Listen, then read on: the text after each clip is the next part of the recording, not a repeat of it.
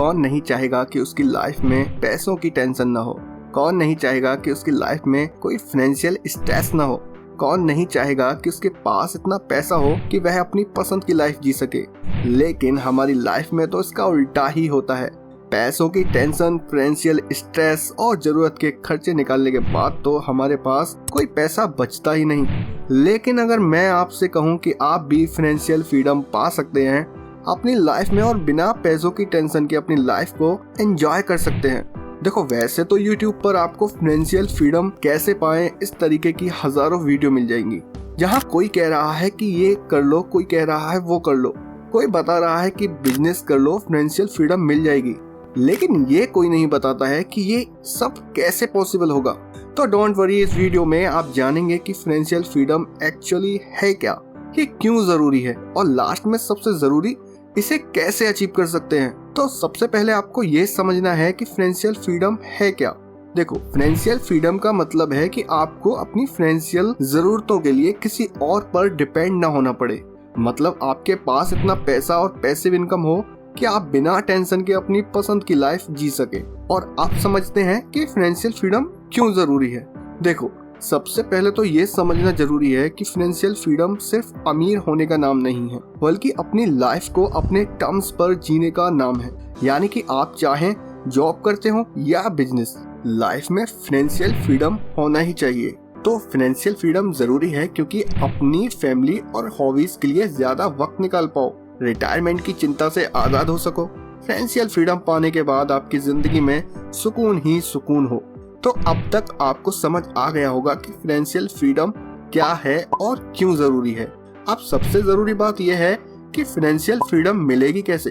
तो अगर आपने यहाँ तक वीडियो देखी है तो लाइक कर देना, ताकि मुझे पता चल जाए कि आप सच में फाइनेंशियल फ्रीडम को अचीव करना चाहते हैं। तो चलिए मैं आपको बताता हूँ कि फाइनेंशियल फ्रीडम को अचीव करने का फॉर्मूला क्या है। ध्यान से सुनना और समझना, क्योंकि ये वीडियो का सबसे जरूरी पार्ट है। तो फाइनेंशियल फ्रीडम को सही से समझने के लिए मैं आपको एक रियल लाइफ बेस्ड कहानी बताता हूँ। ये कहानी है एक छोटे से अमेरिकी शहर ओमाहा में जन्मे एक बच्चे की, जिसको बचपन से ही पैसों की समझ थी। उनके पिता एक स्टॉक ब्रोकर थे और वो बच्चा घंटों तक उनके ऑफिस में बैठकर शेयर बाजार की एक्टिविटीज को देखता रहता था। यह इंटरेस्ट धीरे धीरे जुनून में बदल गया और सिर्फ 11 साल की उम्र में उस बच्चे ने अपना पहला स्टॉक खरीदा। उस बच्चे ने सिटीज सर्विस नाम की एक कंपनी के 3 शेयर खरीदे। जब शेयर का दाम थोड़ा बढ़ा तो उसने जल्दबाजी में वो बेच दिए, लेकिन बाद में उसने देखा कि अगर वो इसे होल्ड करता तो उसकी कमाई कई गुना हो सकती थी। इस एक्सपीरियंस ने उसको पेशेंस और लॉन्ग टर्म इन्वेस्टमेंट का पहला सबक सिखाया। उस लड़के का अगला कदम पैसा कमाने के नए तरीकों को खोजना था। उसने अखबार बेचने से लेकर गोल्फ बॉल्स और कोला कैन तक बेची।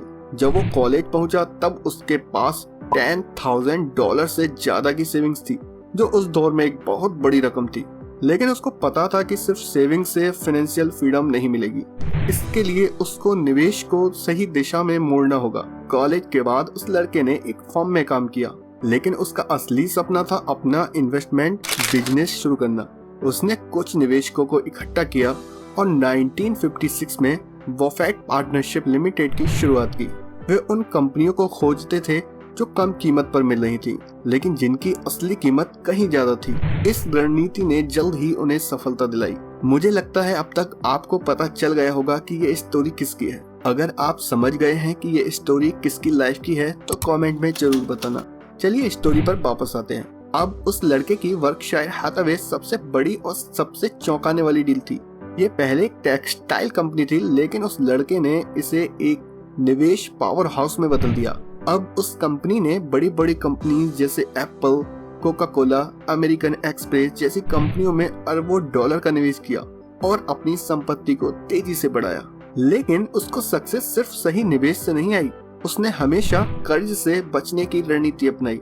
उसने कभी भी गैर जरूरी कर्ज नहीं लिया और वो आज भी 1958 में खरीदे गए अपने पुराने घर में रहते हैं।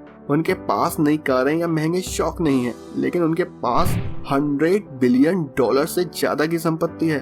उनका सबसे बड़ा रहस्य कंपाउंडिंग का जादू था। उन्होंने पैसे को बढ़ा दिया, बार बार निवेश किया और दशकों तक उसे छेड़ा नहीं। इसका नतीजा ये हुआ कि 50 इयर्स में उनकी संपत्ति हजारों गुना बढ़ गई। तो दोस्तों, ये स्टोरी थी सर वॉरेन बफेट की। उनकी ये सक्सेस स्टोरी बताती है कि अगर आप जल्दी इन्वेस्ट करते हैं, मल्टीपल इनकम सोर्सेज बनाते हैं, डेट से बचकर रहते हैं और स्मार्ट फाइनेंशियल डिसीजन लेते हैं, तो फाइनेंशियल फ्रीडम आपके लिए पॉसिबल है। और हाँ, एक बात याद रखना कि फाइनेंशियल फ्रीडम एक दिन में नहीं मिलती, लेकिन अगर आप आज से स्मार्ट प्लानिंग करेंगे तो एक टाइम आएगा जब आपके पैसे आपके लिए काम करेंगे, ना कि आप पैसों के लिए। और फिर कुछ ही टाइम में आपको वो फाइनेंशियल फ्रीडम मिल जाएगी जिसकी आपको नीड है। मैं उम्मीद करता हूँ कि आज आपको कुछ सीखने को तो मिला होगा। अब आप मुझे बताइए, आपको क्या लगता है फाइनेंशियल फ्रीडम के लिए सबसे जरूरी चीज क्या है? कमेंट में जरूर बताएं। अगर आपको ये वीडियो पसंद आई हो तो लाइक करें, शेयर करें और रिच माइंड्स को सब्सक्राइब करना ना भूलें। मिलते हैं नेक्स्ट ऐसी ही इंफॉर्मेटिव वीडियो।